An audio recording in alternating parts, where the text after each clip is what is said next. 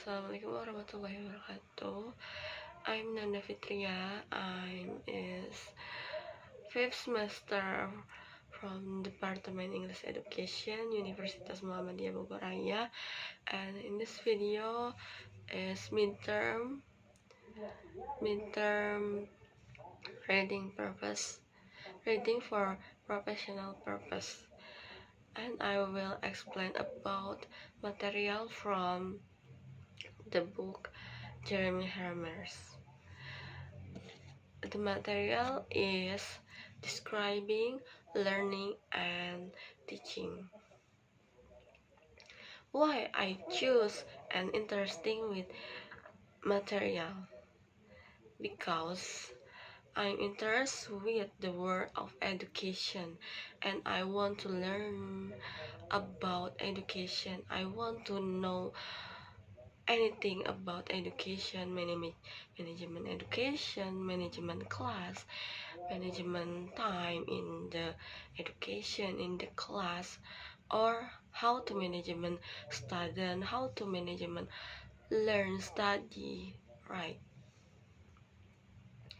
And learning children and language.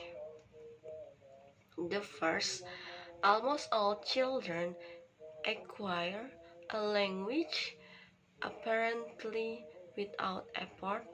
In many parts of the world, children grow up speak two or more language, and if young children move to new country and go to the school there, they seem to pick up the new language with incredible easy. And the next is acquisition and learning.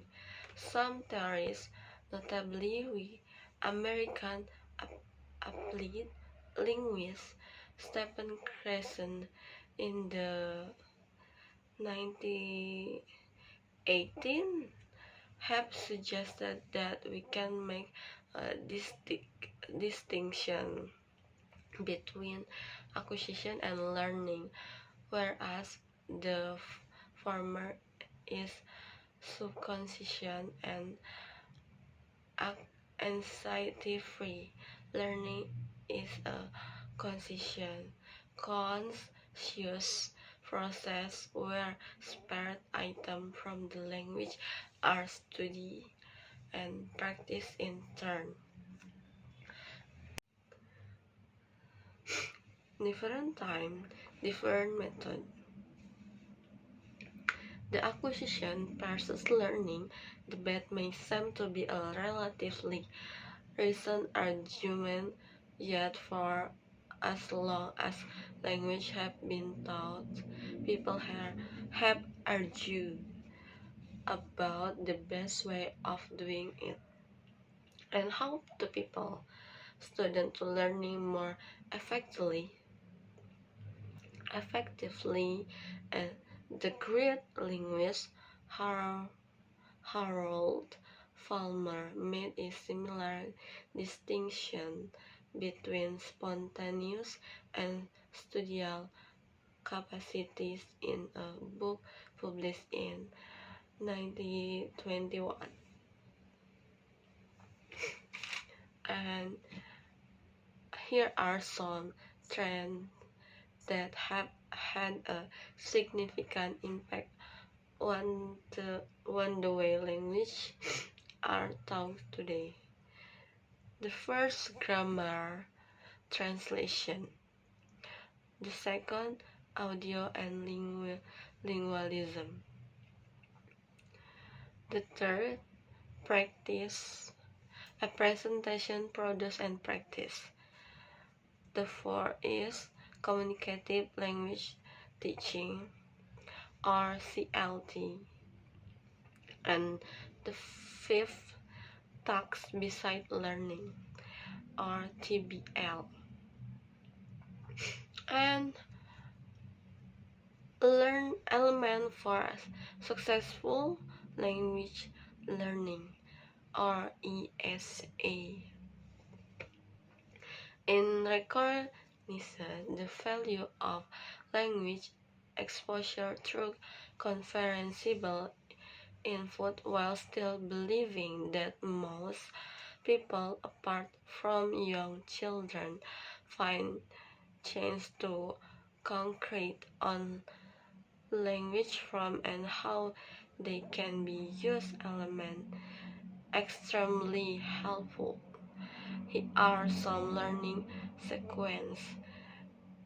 The first each engage, the second study, and the third active.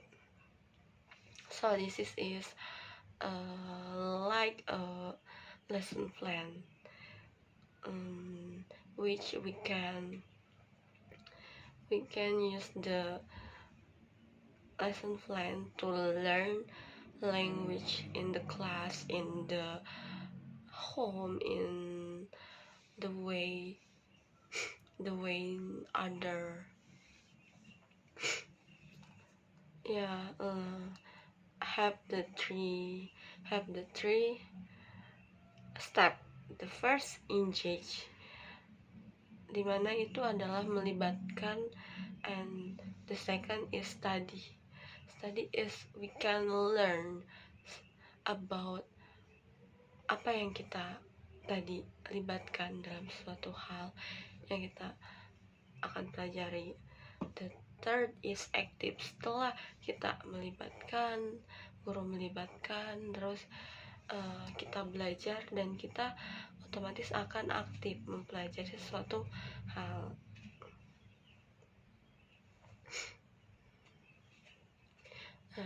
Is ESL lesson sequence, there are three types. The first, strange oral lesson. The two, boomerang produce lesson. The third, patchwork lesson.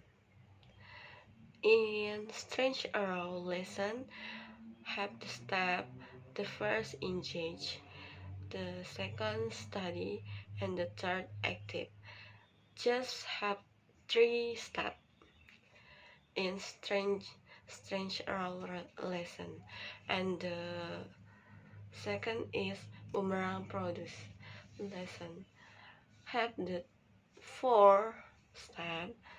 The first engage, the second active, the third study, and the fourth active. And the third is patchwork lesson. Have the 1, 2, 3, 4, 5, 6, 7 step in patchwork lesson. The first is engage, the second is active, the third is study, the fourth back to active, and the 5 is engage, the 6 is study, the 7 is active. And ESA and planning. We think of what to do in our lesson. We have to dedicate what it is we hope our student will achieve by the end of a lesson or the end of a week or month. For example, we then try to plan how to get there. In this context, balancing of the 3 ESL elements remind us of the need for student engagement in from us to ensure that their study even built into the plan in ensure that it almost all lessons. There are also opportunities for students to have a go at using the language they are learning. And the last but not least, I will explain about difficult words in the material. There are acquire. The second is apparently. The third, subconscious, subconscious, and the fourth is separate. The five is engage. I don't know. Maybe I don't similar with the word, and I think I difficult to speak to pronounce the word. And the conclusion is children naturally acquire language through exposure and opportunities to use it, often with refinement from parents and caregivers. We distinguish between acquisition unconscious and learning conscious study, noting that for learners beyond puberty, studying language structure remain valuable.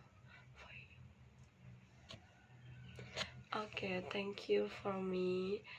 I hope this uh, give you benefit and give you a little information about this material. Alright, bye bye. Assalamualaikum warahmatullahi wabarakatuh.